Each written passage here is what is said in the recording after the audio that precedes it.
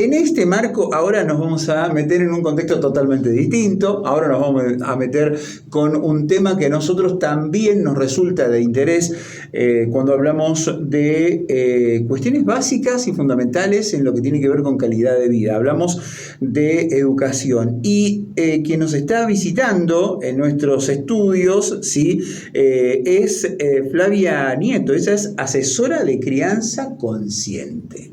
Y en este título me voy a detener, ¿no? Porque acá ya sé que es un término que desde el otro lado dirán, ¿de qué se trata esto? ¿No? Porque acá hay muchos términos que son medianamente nuevos y creo que también complejos. No sé si coincide conmigo, Flavia, ¿cómo estás? ¿Cómo va? Bueno, muchas gracias por la invitación. Sí, hay mucho mito todavía, Mucho me mito, parece, ¿no? con esta idea, que no es muy nueva tampoco, porque tiene varias décadas, la crianza consciente, la crianza respetuosa. Va cambiando un poco ahí la segunda palabrita, pero va en la misma línea. Bien. En pensar en la crianza desde otro lugar, cambiar la crianza tradicional. En resumen, poder ver a los niños y a los adolescentes como seres humanos, básicamente. Bien, no termina siendo contradictorio, siempre pienso lo mismo, Sí. ¿no? Pero no termina siendo contradictoria la palabra crianza respetuosa. Bueno, la crianza respetuosa aparece como término ligado a la teoría del apego. Con Joe Bowlby, ¿viste? Tiene todo ahí, todo un trasfondo psicológico. Y aparece la crianza respetuosa desde este lugar del respeto hacia los niños y los adolescentes como seres humanos. Porque allá en la década del 80 que se tuvieron que dictar los derechos del niño, no hace mucho tiempo, No estamos hablando de que no hace muchas décadas, pero tuvimos que los seres humanos, los adultos principalmente, dictar cuáles eran los derechos humanos de los niños y las niñas como seres humanos. Claro. Entonces, con toda esa movida en aquella época surge de la mano de la teoría del apego este concepto de crianza respetuosa, del respeto hacia el niño, la niña y el adolescente. Después, con el tiempo, ya con neurociencias, con las otras teorías que aparecen psicológicas también, ya se empieza a cambiar un poco ese término y ya se habla de crianza consciente. Porque ya el trabajo se hace más hincapié en este trabajo de autoconocimiento del adulto, madre, padre, docente, cuidador, desde la conciencia. De esto de yo tomo una decisión como adulto responsable frente a la crianza y la educación más conscientemente. Es decir, entonces, pero estamos hablando de lo mismo. Estamos hablando de lo mismo, quizás el término de crianza consciente tiene más que ver con un término más nuevo, llamémoslo, que es una evolución de lo que fue crianza respetuosa. Sí. Definiéndolo en pocas palabras. Pero lo interesante de todo esto es, claro, quiere decir que de repente el mundo adulto debió parar la pelota. Exacto. Y poner el ojo en algo que evidentemente decir, che, esta pata no la estamos mirando. Exactamente, sí. Y ahí empieza a desarrollarte. Exactamente, sí. ¿Y cómo es que llegás vos a dedicarte y poner el ojo en esto? ¿Cómo llego? Porque soy madre, principalmente. Tengo mis hijos que tienen 13 y 11 ya, pero ya cuando eran muy, muy, muy pequeñitos, empecé a leer primero, me aparecieron también. Yo siempre le digo a mi hijo que ya tiene 13, va a cumplir 14, y siempre le cuento que cuando él nació no existía el WhatsApp, no lo puede creer, no había WhatsApp, había WhatsApp. Entonces, era más difícil también llegar a la información. A diferencia de ahora, en unos años tenemos la información con un botón. En aquella época no era tan fácil. Me aparecen algunos libros hablando de esto, de la crianza respetuosa, la teoría del apego, y empiezo a ver esto, a esta necesidad. Yo soy comunicadora social. Bienvenida. Entonces se me hace un combo ahí, claro, que dije, esto tiene que conocerlo el mundo, ¿no? Como me sale. Y ahí empecé, hace 9 años con mis chicos chiquititos, y en el medio encuentro la educación emocional.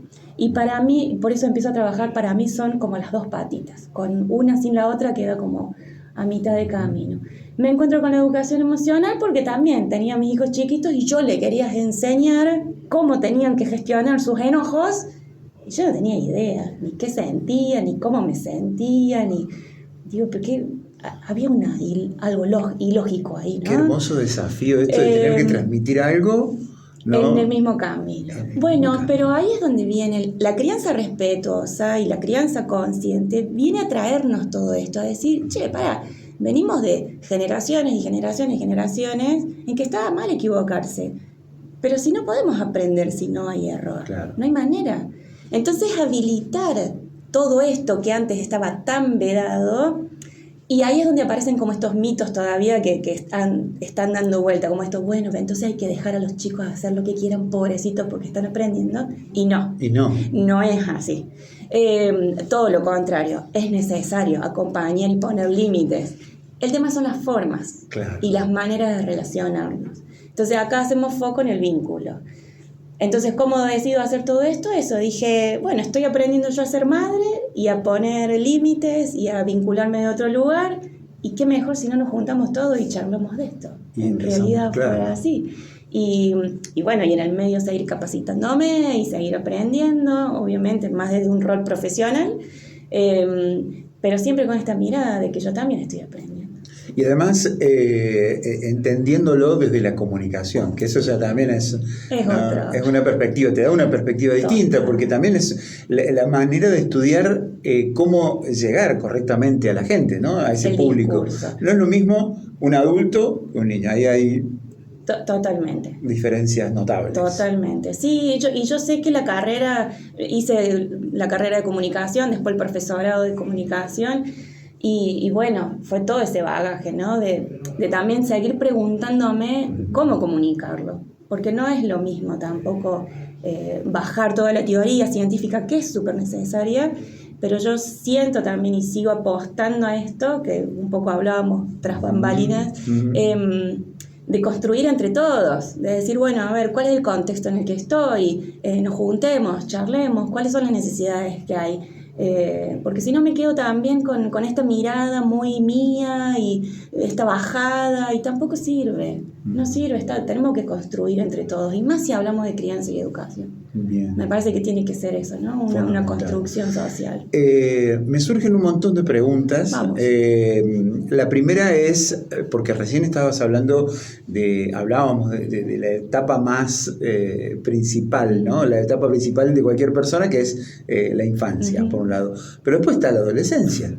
Y después ahí hay otro desafío. Y la pregunta sería, ¿de qué hablamos cuando hablamos de una cosa y de la otra en términos de comunicación? Y si en esa comunicación son más importantes las palabras o los hechos. Nunca un discurso adulto es tan importante como lo que hace el adulto. Los adultos estamos todo el tiempo, a mí me gusta esta frase de que podamos pensarnos en que nosotros moldeamos el cerebro del niño y del adolescente. Todo el tiempo lo estamos moldeando, y no lo estamos moldeando no solo con las palabras son importantes, no es que no, claro, decir por que supuesto. No. Las palabras son importantes, cómo lo decimos, qué decimos, siempre es importante, pero nos están mirando todo el tiempo, nos están observando todo el tiempo los chicos y los adolescentes, ni hablar. Entonces, por eso, esto de trabajar con ambas miradas, crianza consciente y educación emocional, es todo el tiempo preguntarme yo. Si yo quiero que mi hijo sea amable, bueno, tengo que ser amable yo. Si quiero que mi hijo sea respetuoso, bueno, ¿no? Si quiero que mi hijo pueda gestionar mejor sus emociones. Pero yo ¿cómo lo gestiono? Yo por más que esté media hora haciendo un discurso, porque el adolescente ahora puede estar media hora escuchándome, un niño de 2 años no está media, pero el adolescente le va a entrar por uno y él le va a salir por el otro. Si está viendo tu incoherencia todo el tiempo. Ese es un término que me parece clave, ¿no? La cuestión de la coherencia. Y el preadolescente ya lo empieza a notar. A los 9, 10 años, y esto también, gracias a las neurociencias también, lo podemos ver, porque ya está demostrado incluso científicamente, si alguna duda quedaba, las neurociencias nos están trayendo también esa información, de que entre los 9 y los 10 años el cerebro ya empieza a cambiar, y te empiezan a decir todo lo incoherente que son. Y los niños te lo dicen. El tema es si nos queremos hacer cargo.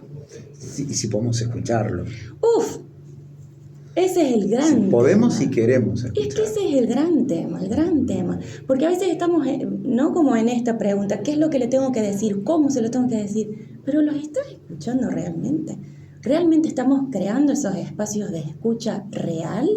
real. Y estamos todos en el multitasking, ¿no? Pues yo también siempre lo digo, estamos todos con el celular y 800 mensajes, ahora me está de vibrar el teléfono. ¿No? O sea, y es real, es una realidad que nos está atravesando a todos. Pero sigue estando en las manos nuestras apagar el teléfono o no, ponerlo en modo avión o no, apagar el wifi. Pecado mortal. Pecado mortal, claro. Una hora, no te digo que estés todo el día desenchufado del mundo. Probá 1 hora en el día, 1 hora en el día. Que vos 1 hora en el día estés ahí conectando. Me da la sensación de que no es una cuestión de una receta mágica, no, sino es una cuestión de tener la capacidad de tomar la decisión de acuerdo al contexto. Exactamente. ¿No? Porque si no, después, a mí me pasa muy habitualmente. Pero ustedes en la radio dijeron que había que apagar el wifi 1 hora por día. Exacto. Y a lo mejor no es necesario. Tampoco. Porque el problema no está ahí. Sino en la cuestión de poder tomar una decisión en el contexto, en el frente de batalla, por decirlo de alguna manera. Sí, porque no es lo mismo si tenés un hijo, si tenés 2, si tenés 4, así vos estás sola, criando y educando, así tenés una pareja, así tenés vecinos, así tenés tu familia, así ni hablar. Bueno, y ahí es donde viene la crianza consciente, porque la crianza consciente lo primero que despliega es todo esto, es primero, hablar de procesos, no es de un día para el otro, no existen los tips. Si fuera así sería mucho más fácil. Yo escribí un libro y el libro, te digo que me queda corto. Si yo vuelvo, digo, ay, me parece que me falta un capítulo acá.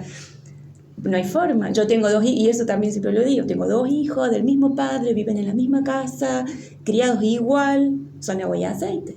Y lo que me sirve con uno, con el otro tampoco. No te sirve. Porque son 2 personas distintas. Porque son 2 personas distintas, con historias completamente distintas. Yo el otro día le decía a mi hijo más grande, ¿vos te diste cuenta? Pero eso porque lo vi en un reel de Instagram, no porque se me vino a mí. Pero le digo, ¿vos te diste cuenta que vos estuviste 2 años sin Feli, pero Feli nunca estuvo sin vos? Desde que Feli nació, siempre tuvo un hermano. Claro. Y ya todo eso cambia el contexto. No es lo mismo la madre primeriza a la madre que ya tiene un hijo y ya viene el segundo y vos ya tenés. Todo eso cambia. Y los hijos por eso también son distintos. Es que es una opinión muy personal, creo que tenemos una manía por conceptualizar y protocolizar que termina destruyendo, no sé si es el término adecuado, pero sí por lo menos afectando esta cuestión al momento de tomar decisiones. Pero ¿cómo? Si acá me dio resultado. Pero el libro dice en la página 35. Quiero repetir ese tipo que me salió ahí porque me corta el camino. O me salió una vez. Con él me venía sucediendo y pasa, porque me venía sucediendo de que yo le hablaba así, él me entendía, ¡pum! Y de rompe. ¿Y por qué creció? Y porque está teniendo otras necesidades. Y volvemos a empezar. Y por eso yo siempre digo también que la crianza y la educación, ni hablar, es muy retadora y es difícil. No es fácil criar, para nada. Porque hay mucha implicancia psicológica, emocional, física. Hay mucho en juego ahí. Pero la crianza consciente viene a esto, a que bueno, entonces, pero yo me reconozco en mi contexto y veo hasta dónde puedo. Yo le puedo dar a una mamá la clase magistral de educación emocional, pero esa mamá no tiene para darle de comer a su hijo. Le va a entrar por uno y le va a salir por el otro. Porque hay necesidades que son básicas y necesitan estar cubiertas antes de que hablar de una crianza respetuosa. ¿De qué estamos hablando? ¿De qué respeto estamos hablando? Entonces todo eso tiene que ver con todo. Y por eso me parece también tan importante lo que decíamos al principio.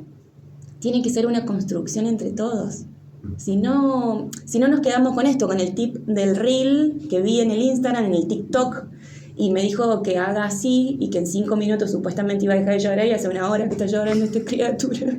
Y no me funciona. Y no funciona. No sigo más. Dejo de seguir. Dejo de seguir. Ya está, no me sirve.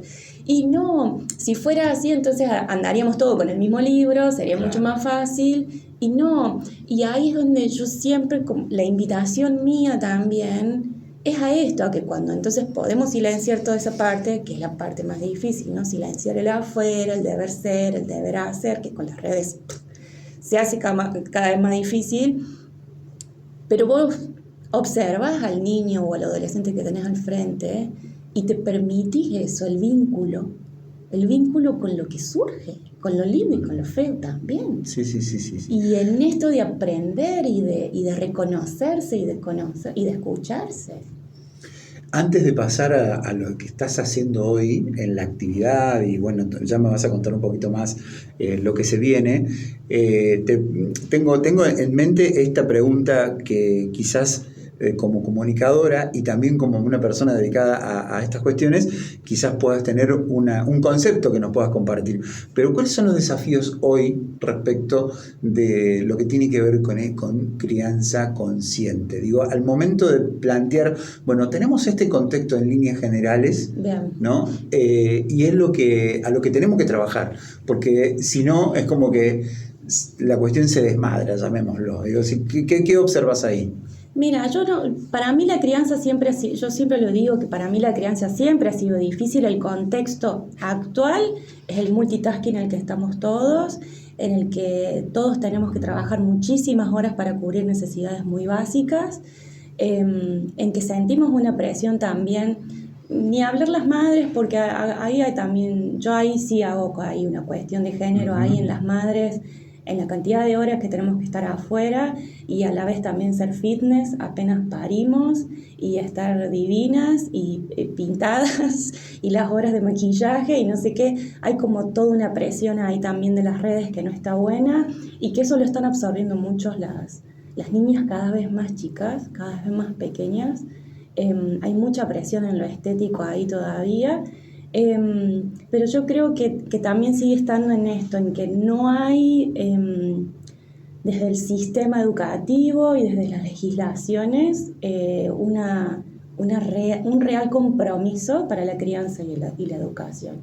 Me parece que todavía desde ahí arriba no se están tomando decisiones importantes políticamente, y ahí es donde estamos necesitando, quienes estamos criando y educando, un poco más de amparo. Porque después la decisión de apagar el wifi, ya es una cuestión más individual y personal y un trabajo de cada uno, que yo por más que me meta en la casa de alguien, uno no podés obligarle. Pero si tomamos conciencia y si hacemos campañas y si nos reunimos y si creamos esos espacios de conciencia, yo veía hace unos días también que hacían toda una reunión para los adolescentes y todo lo demás y había un montón de maquinitas para que se sentaran a jugar los videojuegos. Digo, pero nos contradecimos. ¿Qué pasó con los coherencia? Adultos somos así también. Los adultos somos unas contradicciones constantes, ¿no? Es parte también.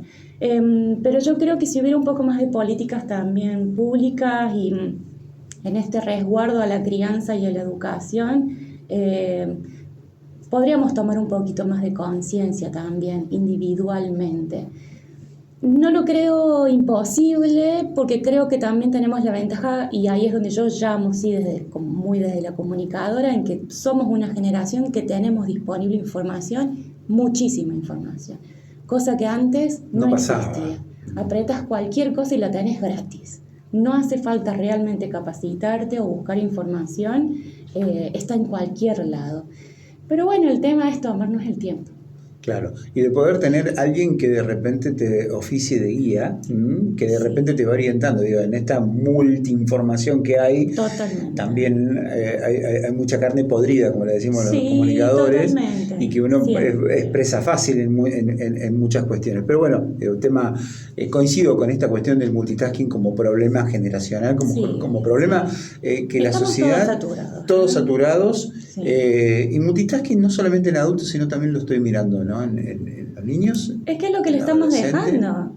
Es lo que le estamos dejando y por eso me parece que todo tiene que ver con todo, porque cuando entonces hacemos ese nivel de conciencia, es eso, bueno, ¿qué es lo que estamos dejando como legado? ¿Cuáles son los vínculos entonces que estamos generando? Cada vez que nos juntamos ahora en familia, el otro día me encontré también con un reel que hacían, desde la IA, habían creado a Friends, todos conocemos Friends, y la parte de la introducción, donde están todos en la fuente y bailan, y estaba todo hecho y ellos estaban todos con el celular, sentados en la fuente. Y wow, O sea, me siguió impactando esa imagen porque no estamos hablando de hace 50 años, porque a nuestros abuelos, a nosotros nos está pasando. Mismos. A nosotros nos está pasando eso, ¿no? Que nos reunimos y los chicos nos sorprendemos por eso, y más cuando aparece el tema de la adolescencia, mirá los adolescentes, pero porque nos están mirando. O sea, los adolescentes se están comunicando, están sentados uno al lado del otro y se están mandando mensajes entre ellos. Pero si eso es lo que estamos haciendo nosotros. Si eso es lo que estamos haciendo nosotros. No van a aprender otra cosa. ¿Qué esperamos? Nos están escuchando todo el tiempo, que lo único que hacemos es mandar mensajes y audios y esos son nuestros vínculos actuales. Entonces, bueno, a mí no me gusta ser como esta mirada catastrófica o endemoniada, ¿no? del multitasking y de la tecnología, porque como todo, estamos aprendiendo a usarlas. El tema es que estamos a tiempo. Es como, bueno, charlemos, estamos a tiempo todavía de hacer esos pequeños movimientos. Esto que decíamos recién, no hace falta estar todo el día en modo avión con el celular. Y antes de dormir, lo podés hacer. Acostarte y poner en modo avión. Sacrilegio, ¿viste? No, bueno, pero y lo pones en la cocina y lo dejas, no sé. Pero buscamos herramientas y no, lo que pasa es que yo tengo a mi papá que está solo, y bueno, listo, sí, estás con algo que tenés que estar en guardia. Bueno, ¿qué otras cosas podemos mover? Es preguntarnos eso, no es mucho más. El tema es que hay que mirarse. Hay que mirar. Y hay que tener la valentía para poder hacerlo, ¿no? En poder decir, y si encuentro algo en lo que estoy fallando, ¿lo voy a poder cambiar? ¿Tengo ganas de cambiarlo o no? Bueno, pero ¿por qué? Porque también ahí es donde viene el contrapunto con la crianza tradicional. Siempre era culpa de otro. No, claro. Culpa de mi mamá, culpa de no sé quién, culpa de la maestra, no, porque la maestra, no, siempre es culpa de otro. ¿Y cuándo nos vamos a hacer cargo? Ahora somos nosotros los adultos. Somos nosotros. No hay más tu tía ahora. Bueno, se viene algo muy interesante respecto de lo que teníamos por acá, que tiene que ver justamente con el tema de las emociones y los adolescentes. Sí. Contame un poquito de qué se trata. Bueno, este taller ya lo empecé a implementar desde el año pasado y bueno, tiene mucho ahí. Hay mucha gente interesada. Y más en este último tiempo que han sucedido todas estas cuestiones en la provincia, ¿no? De las pintadas y todo eso. Y los adultos nos empezamos a preocupar. Eso es lo que a mí me sigue sorprendiendo, que nos empezamos a preocupar y ocupar cuando son situaciones solamente así de difíciles y de álgidas y de conflictivas y de disruptivas, ¿no? Y antes, ¿qué pasó antes? Porque mensajes hay todo el tiempo. ¿Dónde estábamos? ¿Dónde estábamos que no pudimos ver, que no pudimos...? Bueno, entonces yo hago estos encuentros por lo general virtuales, vía Zoom, nos compartimos. Tengo la dicha de que se suma mucha gente de todo el país e incluso personas de otros países. Y a mí lo que me gusta de esos encuentros es que nos podamos escuchar y darnos cuenta de que estamos todos en la misma. Vivamos en Tierra del Fuego, Córdoba, Uruguay, España. Estamos todos igual de perdidos. Estamos todos igual de que no sabemos qué hacer. Bueno, listo, no sabemos qué hacer. Intentemos. Podemos ver esto, podemos ver otro, ¿no? Entonces los encuentros vía Zoom y puntualmente es detenernos en esta etapa entre los 9, yo llamo en realidad incluso desde la preadolescencia, desde los 9 a los 18, porque ahí es donde empieza a aparecer el cambio. Por eso es cuando aparece a los 15, ¿y qué pasó antes? Si esto no es que nacieron a los 15 años, hay ya una historia. Esto es un dato, a los 9 años, una preadolescencia. Sí. La primera infancia más o menos está hasta los 7, 8, 9, más o menos. Y siempre con las edades es por esto. Sí. Porque no en todos los niños es igual, cada niño un mundo. Por más que parezca cliché, pero es así, cada niño un mundo, cada uno con su historia y con su ritmo también de crecimiento.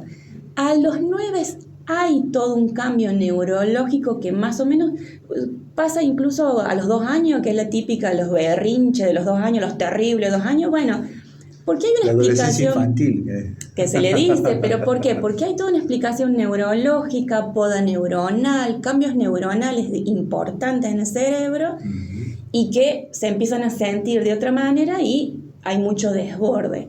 A los 2, a los 9 y más o menos el último se da entre los 17 más o menos, de las podas neuronales.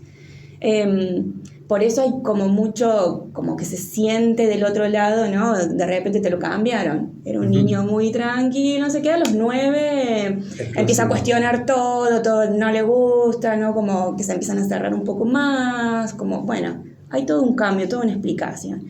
Entonces yo tomo esa etapa más o menos entre los 9 y los 18, cuando ya ven esos cambios, porque viene aparejado a esto, viene aparejado a cambios neuronales, a cambios hormonales, que eso ya es un combo. Uf. Son muchos duelos fisiológicos, biológicos que tienen los niños y las niñas en esa etapa, y en esto de poder entender de que son procesos. Estamos hablando de los 9 a los 18, no es que te digo de 9 a 10. No, de 9 a 18, sí. Entonces poder ver cómo acompañamos nosotros los adultos esa etapa. Y yo sí siento que todavía esa etapa sigue habiendo mucha soledad para ellos.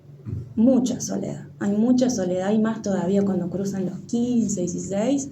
Hay como un vacío del lado del adulto que es, para mí, hay que verlo. Hay que empezar a verlo porque ahí es donde está el quid de la cuestión. Y te pregunto algo que a mí, en personal, me parece que es una respuesta evidente, pero me gustaría saber ahí esta cuestión. Digo, ¿desde qué punto de vista o cómo es entendida esa soledad? ¿Presencial, sí, actitudinal?